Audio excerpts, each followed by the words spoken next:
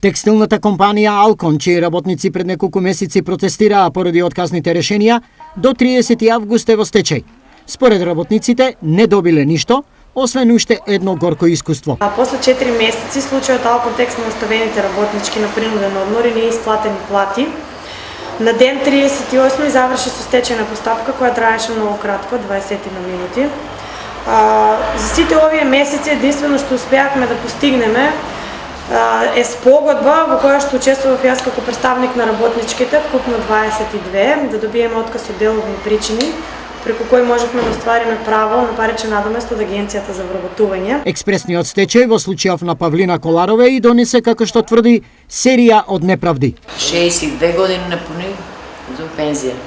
Само пензија да влезе без испратење, без една плата цела, како работне. Цел месец работен, динар пара не ми дава.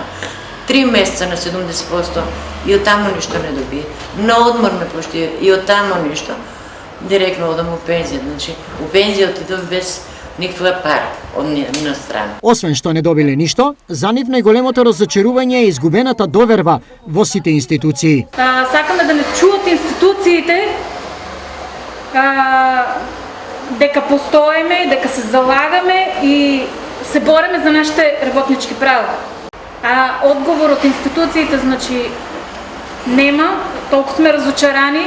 Како тоа државата дозволува да се случуваат вакви работи е прашање многу важно и како тоа 4 месеци ниедна институција не го реши случајот како нашиот, за 20 минути се затвори фирма која должи милиони.